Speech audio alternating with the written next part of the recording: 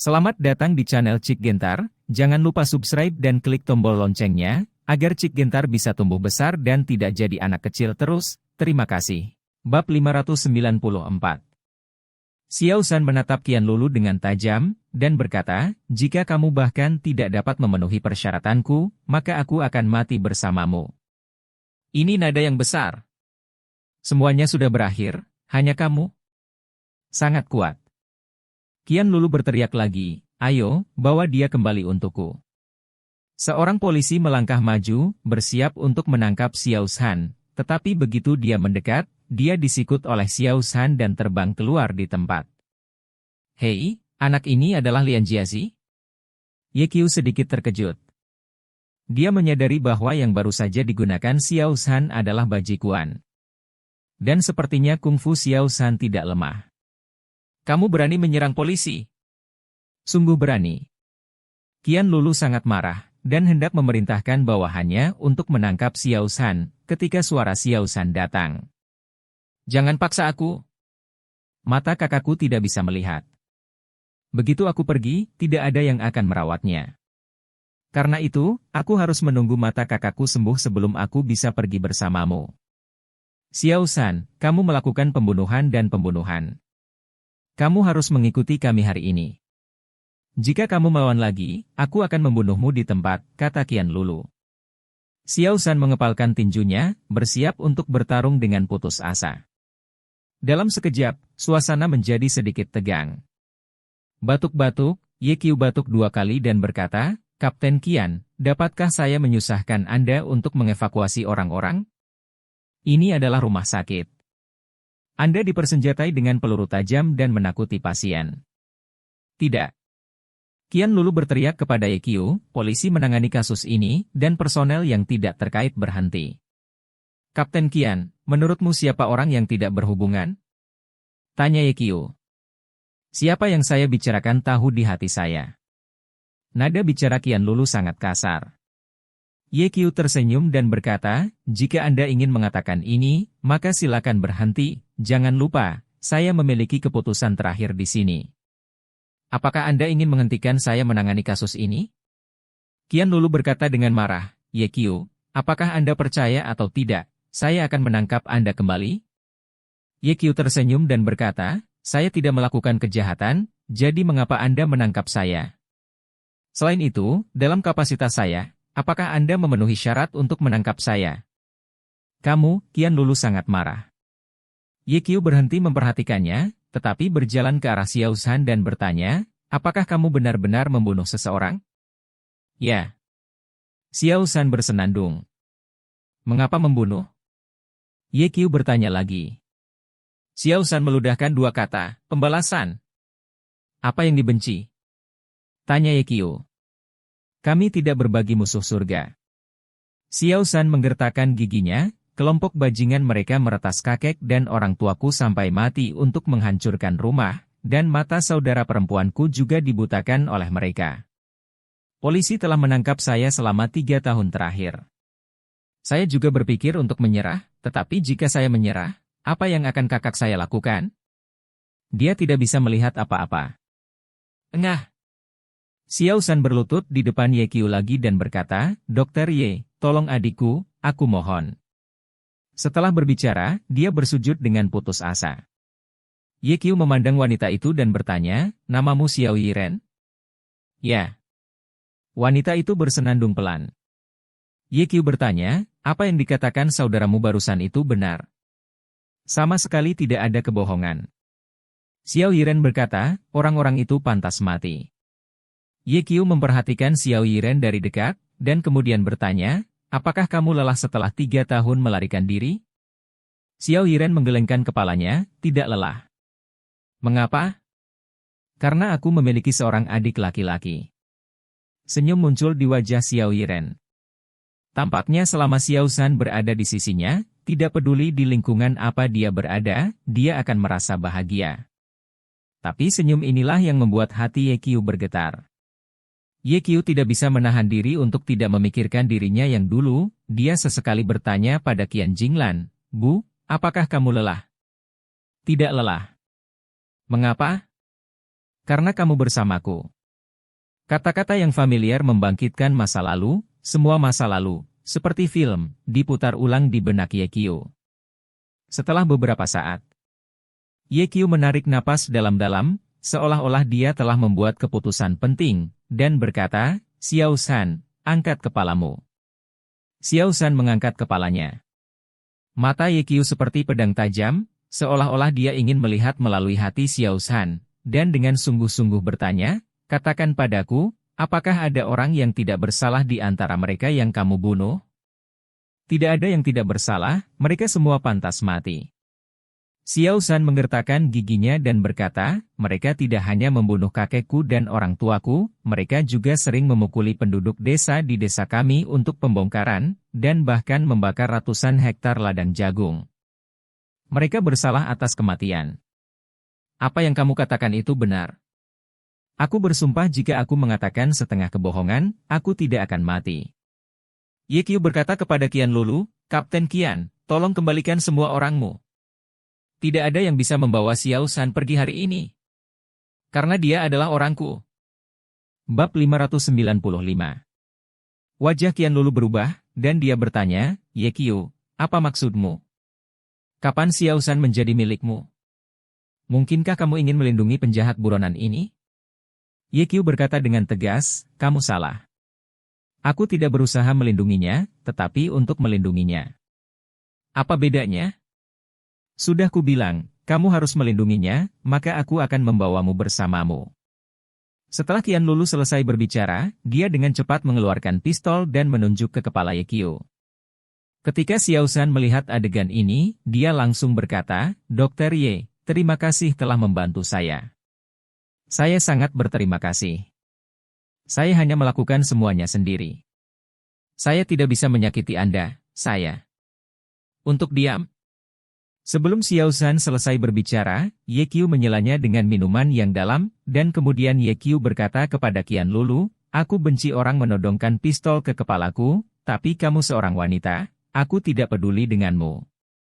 Saya ulangi, Xiao San adalah orang saya, dan tidak ada yang bisa membawanya pergi hari ini. Kapten Qian, silakan kembali.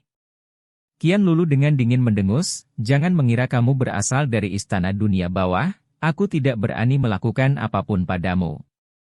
Aku juga memberitahumu, aku harus membawa Xiao San pergi hari ini, dan tidak ada yang bisa menghentikanku. Kalau begitu kamu bisa mencobanya.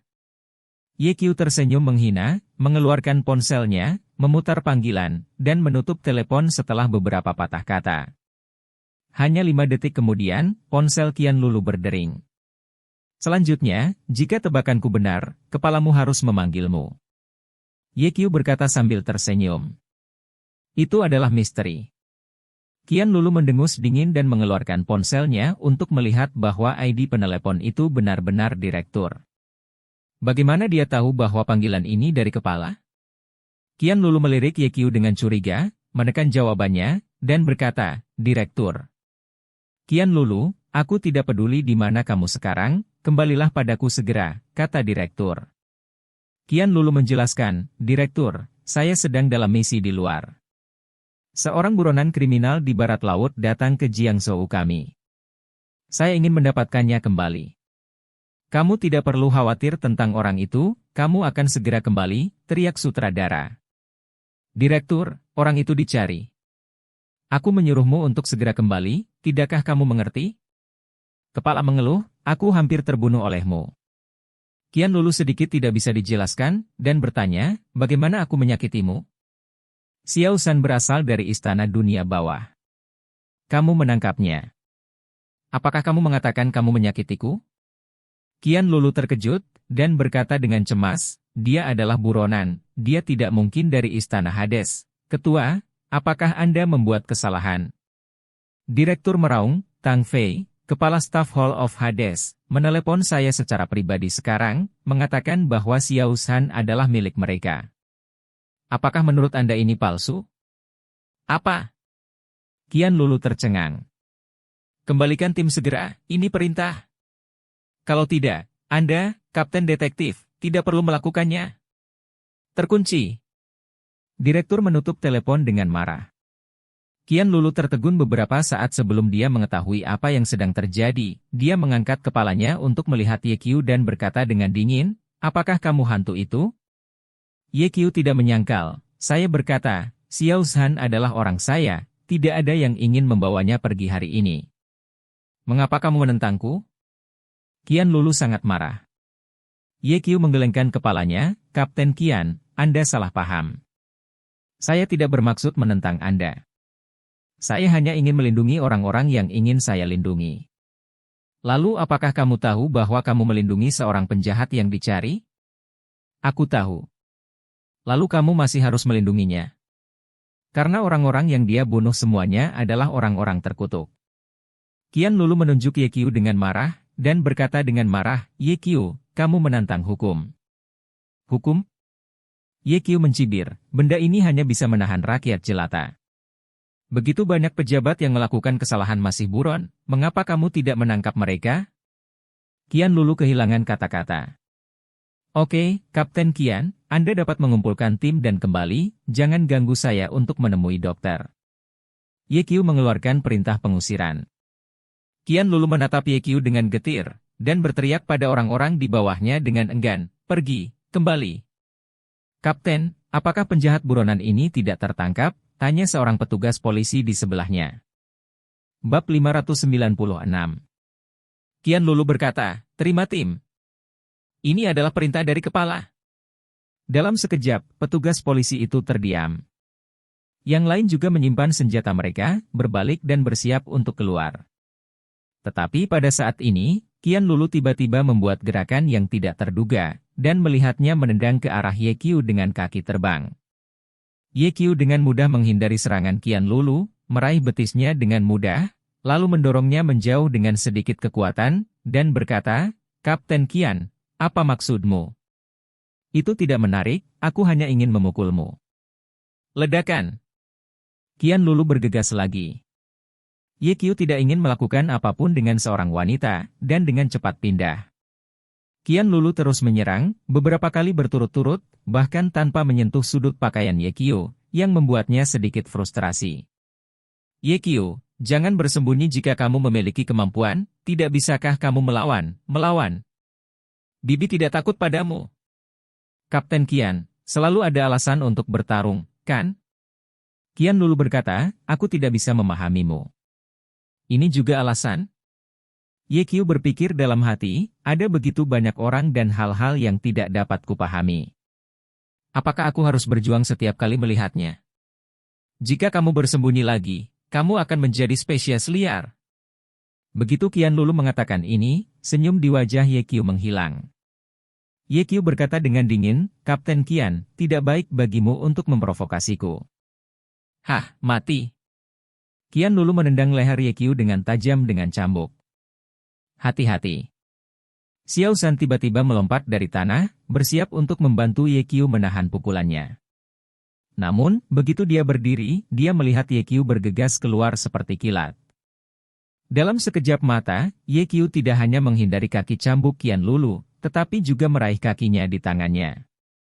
"Kapten Qian, jangan membuat masalah yang tidak masuk akal, berhenti di sini," kata Ye Qiu.